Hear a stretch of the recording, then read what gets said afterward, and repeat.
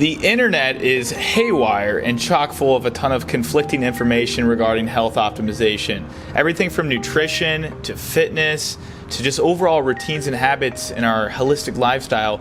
It's so conflicting, it's so confusing. I mean, I could go on Dr. Google and find 20 different opinions on a specific topic, right? If I'm just looking for a supplement, it's like, don't take that, it's bad for your liver. Don't take that. It's like, what about the fine middle ground, the gray area of what works well for bio-individuality and an individual on this planet? So that's what I'm going to be going through here today, is a boatload of questions to help fill in those gaps of confusion from my beautiful community on CVC Wellness, especially on Instagram. If you aren't following me there, definitely give me a holler. Got a lot of good stuff putting out there. But all that being said, a lot of questions, Q&A format. You're going to learn a ton in this video. Even if it's not a question you've ever thought about or asked, this is a great reference for you to move forward.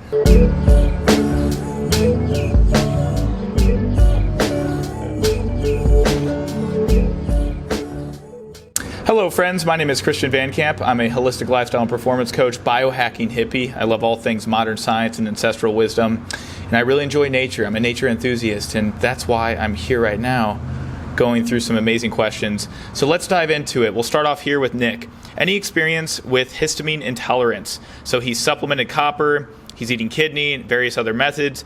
Now, other than cutting out high histamine foods, which, yes, I would totally recommend cutting out any foods that trigger that inflammatory response in the immune system, that's definitely number one.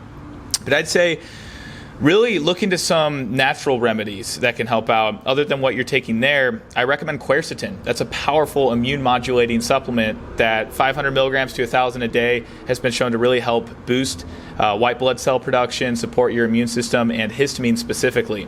My mom actually has a lot of histamine intolerances and issues herself, and she takes that supplement and immediately dissipates and decreases those histamine issues. It's very, very effective. I mean, even during the COVID times when we were finding ways to decrease issues with COVID and that viral infection, quercetin's great. It's an antioxidant found in a lot of capers, onions, just random fruits and vegetables you'll eat. And so antioxidants in general will help you out. So loading up your diet with antioxidants, blueberries, spirulina, I'd recommend that. Very low inflammatory foods. And you're taking copper. I'd be careful about supplementing copper, and I would actually look into supplementing zinc, especially that copper to zinc ratio is important to consider. So that's what I would recommend, Nick. Moving on, we have Zach Greenfield here with a lot of conflicting info on low volume versus high volume training. What are my thoughts? So I like incorporating both. So at the beginning of your workout, I highly recommend you tap into the heavy stuff first, because that's when your nervous system is most prepped for it. And I'm referring to weightlifting or resistance training specifically. So if your goal is to build muscle and your goal is to build strength simultaneously, this is a great way to go. Reverse pyramid training. So after your warm-up set, let's say for bench press, start in the 4 to 6 rep range with 90% failure. So you're about to get that last rep, go in that 4 to 6 rep range. Rest for 2 to 3 minutes, increase the volume, decrease the weight by like 10% each subsequent set. So that could be in the 6 to 8 rep range with a lighter weight. Then you decrease it again, rest for a bit, increase the volume. 8 to 10, 8 to 12 rep range. Do that for 4 to 5 sets per muscle group and 3 compound exercises per workout. So it could be bench press, it could be dips, it could be standing barbell press, something like that. There's your push day in a way. It's a great way to hit all those different areas of sarcoplasmic hypertrophy, and on top of that, working into the more dense fibers, myofibrillar hypertrophy, which is found in a lot of the power lifters. So that's my thoughts on it. It's a great way to build an optimized physique and support you with the volume training. So find both. There's no right or wrong. How do you find your tribe or community of people who prioritize health and fitness? It's a great question. I like to say a lot of my guys are online, a lot of my online health friends, and I visit them in person once or twice a year if I can, if not more, at retreats and etc. So that's actually a great way to go, is just go to retreats, look up places online, follow people who are health conscious on social media, and connect with those people, and eventually invest into a big retreat that you can have a kumbaya together. That's what I would recommend. On top of that, go to places that you find you'll see those individuals as well. And this could be coffee shops, yoga studios. It could be a gym, places that you find that you're like-minded individuals, you'd find them at. That's just like the best way to go. That's how I've connected with really cool like-minded individuals, is really going to places and seeking out places that they would end up going to as well. So that's what I would recommend. Really powerful. Do I meal prep? How often are you planning your meals versus eating out versus real-time cooking? I guess you could say I meal prep. I don't necessarily label it as that. I use a pressure cooker. Highly recommend a pressure cooker. That's where I put all of my carbohydrates in: sweet potatoes, white rice, beans if I want to pressure cook those. And I have those prepped for 3 to 4 days. So I have my carbs for carb loading primarily in the evening. And that's how I usually structure my foods, is starches usually in the evening. That could be like the white rice and sweet potatoes I mentioned. And then during the day, I'll eat a lot of fruit. So that's just easy to prep right there. Fun fact, I usually get frozen because they harvest them ripe.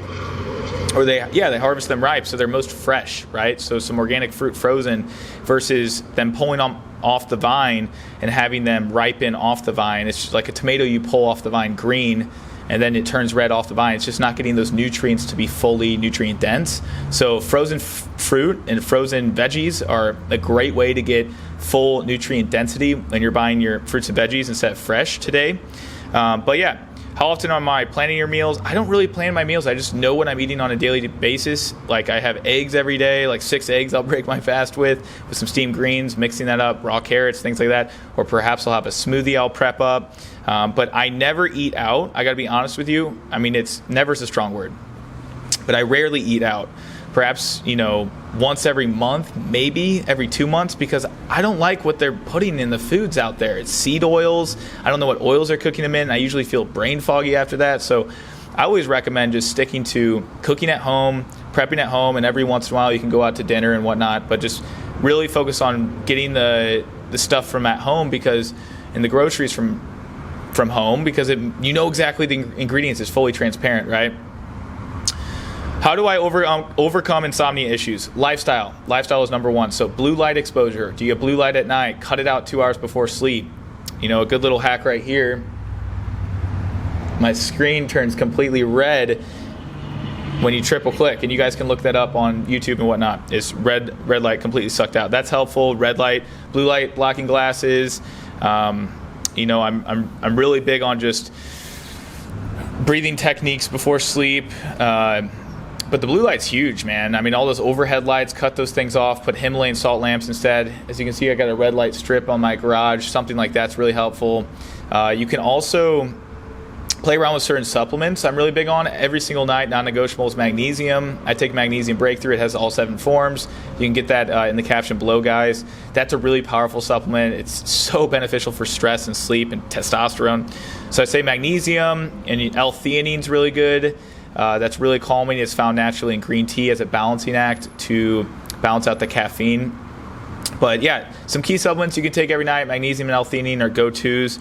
But, I would say eating 2 hours before sleep. There's all these variables. But also, insomnia may occur because it's a spiritual thing. It's an emotional thing. Are you addressing key things in life that are causing you stress and anxiety, right? So dive into those head first, even though they may be uncomfortable, and that can help you when you have maybe a lot of thoughts at night and whatnot.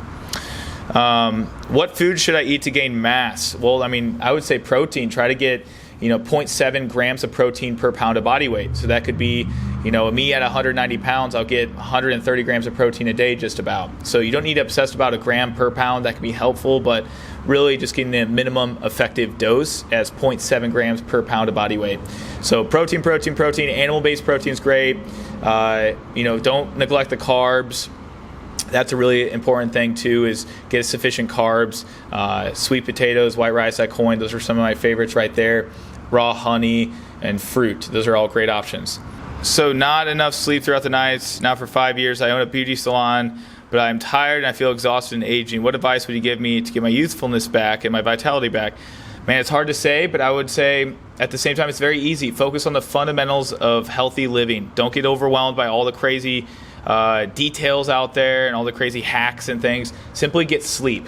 Really focus on sleep as number one. 8 to 9 hours of deep rejuvenating sleep, not just the number. Really prioritize getting sunlight and optimizing your circadian clock first thing in the morning, last thing at the end of the day, all throughout the day if you can. Sprinkle it in. Direct sunlight, not just behind a window. hydrate, get some electrolytes in, some good quality salt, and really take advantage of eating a nutritious diet and moving your body. Those are all foundations, very simple. Start with the basics. That's the best way to go. How can I heighten my senses, specifically taste buds? I don't eat much salt or sugar because they are strong, but other flavors are not as strong as they have been. Well, how can you heighten your senses? Try out a tongue scraper. That's really helpful. I've been tongue scraping for years, morning to night, just getting all that gunk off. That can wake up the papillae of the tongue and then heighten your senses in many ways. So check that out. That can be helpful for you. That's a good place to start. I've been working out consistently my whole body for 18 months. I'm getting small injuries from overuse, I believe. Should I take a break for a couple of weeks, or what do you recommend to recover? I mean, it depends. I mean, if you're feeling like your body is having injuries or overuse, you're maybe overdoing the wrong movements. So I would recommend, really prioritize postural movements that can really help out, your rotational movements that you aren't using enough. So if you're doing a lot of internal rotation and pressing, try throwing in some external rotation and pulling back with your elbows and working that external rotation in the rotator cuff muscle if it's a shoulder, right? Or open the hips up more. It's not necessarily you moving that's an issue and taking a break completely, which may help with the nervous system. But, if you're feeling these small injuries, it's about applicable lifestyle, functional fitness and movement. So really establish it through some functional movements. That can be super beneficial. And if you guys are interested in a personalized approach with that, I can definitely help you out. New to fasting, does 12 hours matter? I mean, that's what I say is just at least get 12 hours of just a digestive break every day. I mean, that's not really qualified as fasting necessarily, but if you go to bed at 10 p.m. and you stop eating at 8 p.m., that literally could be 8 a.m. or I would even say a little bit longer because you're digesting. That could be 10 a.m. the next day. It's not that hard, right? So I would really shoot for 12 hours minimum. It's not like you have to intermittent fast to have longevity and great results, but it is something that can help you out, is having an intermittent fasting routine, especially if you're a man. Women, it's a little different, right? All the studies are done on men. What do you think about fasting? Fasting's incredible. I mean, going off of that again, that's funny. I am actually fasted 24 hours right now as I do this. It's really a powerful way to just reset. I do that about once every week. Sometimes it's not as often because I'm looking to train, and it's one of those things I'm working on right now, is integrating that back in my schedule again as a weekly 24-hour fast, which is really helpful. But I'm doing a 3-day fast within the next couple weeks, which is powerful. I've done an 88-hour fast before with just apple cider vinegar, salt, and water, and it's a great way to cleanse the body. So fasting is incredible. I think we're eating too much and we're not taking time to give our system a redial. Any method of detoxing heavy metals from your body, such as aluminum? Absolutely. Fasting can help out with that. Eating lighter foods that can really stimulate those detox pathways. Cilantro, herbs, lemon, and also, even outside of that nutrition outlook, is you can look into supplements that really are chelators or binders on a cellular level. This includes things like True Carbon Cleanse, a great supplement, or Zeolite. And you guys can check all this out in the caption below, but taking these supplements consistently can help out a lot. I know for a fact I have heavy metals in my body from taking the wrong supplements when I was younger. They're loaded up in heavy metals. The environment, the air is all chock full of it too. So really, I would say do your best just to take proper supplements that can chelate or bind to it. Chlorella is really powerful. Chlorella, that is a powerful algae that's been shown to bind to heavy metals. So look into things like that and keep it simple. Been on a health journey, cleansing and clearing, which I did not have the energy to add workouts into. Intensive workouts are not good for gut issues. I have the basis of good muscle from my youth, being a big sport player. Now I feel really ready to gentle start some activities, but I also have a little girl with me and my co-partner with. How do I fit this into fitness, and what can I start with? Dude, start with 3 days a week, man. That's my philosophy. Is just, you have plenty of time to work out. Plenty of time, man. There's no excuse. There really is no excuse. 3 days a week, 45 minutes to an hour. You got this. Weightlifting, I say start with. Just start lifting weights. It'll help out with your metabolism. You're boosting up muscle, building a muscle, and it just feels freaking good. So build muscle. Focus that as your main priority, not just, a ton of cardio and things. Just really focus on building muscle, resistance training, 3 days a week, 45 minutes to an hour. You have the time, man. There's no excuse. You got this. I know you got a busy life, but you got this. What's the recommended cool down time after a workout before hopping into an ice bath for recovery, and why? I definitely wouldn't do an ice bath right after a workout because the inflammation you want from a workout, right? You just tore up muscles. If you're going in an ice bath, it actually mitigates your ability to build muscle and reduces your performance afterwards. And it can delay your recovery. Same goes for the rice method. If you injure yourself, like if I twisted my ankle and I put ice on it right away, it's not natural to do that and reduce that inflammation. You want that inflammation. It's a natural thing to have. So I highly encourage you to wait 2 to 3, 4 days before you put ice on it. Now, when it comes to working out, I would do the ice bath beforehand. You can do it an hour before your workout. That's a great way to go. That's how I do it. Every single morning I jump in that ice bath back there, and it helps out a ton with recovery and my mindset and mood and energy and dopamine. There's a 250% increase in dopamine for 3-4 hours afterwards naturally. So that's what I would recommend. That's the best way to go so it doesn't cause the performance issues with the ice bath. Okay, we got one right here. Man, I'm 36 years old, pretty active, work out 3 to 4 times a week, doing the ice baths once in a while, but diet isn't perfect, no results. And wanting to get lean, frustrated, drink alcohol every once in a while. I'll tell you what you can do. Hire someone that can fill in all those little minute details. That can help you out a ton. Get a coach, get a nutritionist, someone that can really help you out when it comes to the details that you may not be aware of that are sabotaging your efforts to lose weight and build muscle. Secondly, you said diet isn't perfect. Really do your best to hone in on the diet as best you can. That's going to be a big part of your results when it comes to your physique and body. And the workouts are great too, so continue doing that, which is awesome, man. Now, if you're drinking alcohol every once in a while, I'm not sure how often that is when you say every once in a while, but I will tell you this. Do your best to cut it out completely. It's not going to offer you anything but liver enzyme issues. It's going to cause you to have metabolic issues. It's just not going to be good for you long term. So cut out the alcohol. And I'd say a big part is you're doing great with the ice baths and things like that. Last little piece is get some sleep. Focus on that deep rejuvenated sleep every night if you can. Optimize your circadian clock. That can be extremely beneficial for you. Okay, I got a good question by Charlie. Can I still smoke weed and be healthy? Of course you can. But this is what I'll say. It's about the doses of poison and also how you're getting it in your body. Because if you're smoking it, it's not best for your lungs or health. It really isn't, even if it's organic and whatnot. So I don't recommend smoking weed. I recommend dry herb vaporizing it with a PAX, a PAX. That's helpful. A volcano, things like that. That's a really good way to go so you aren't getting all those carcinogenic compounds from smoking and lighting up with a butane lighter. And also, I would say, if you can go 3 to 4 days without it completely, then you're doing good without hesitation. But if you feel like you got to do it every day, then there's an issue. There's aromatase activity that occurs when you smoke too much weed. It converts testosterone to estrogen.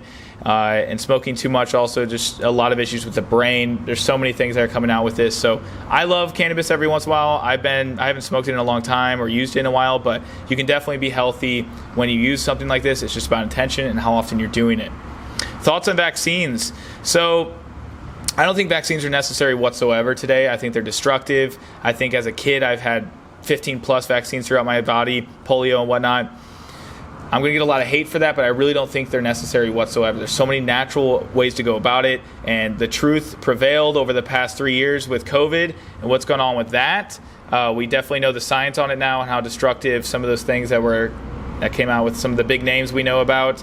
And big pharma. So I don't recommend any form of vaccines personally, and I think there's many ways to go about it naturally to boost your immune system, and natural immunity is a real thing. So that's my opinion on it. All right, guys, that's what we got for today. I could go on for another hour. I swear there's so many questions. There's going to be more videos coming out like this every month. I'm going to be doing these Q&As. I think they're really helpful, and I know for a fact you got some insights on some of this and inspiration. And please like, subscribe, hit that notification bell icon to stay up to date on more videos coming out.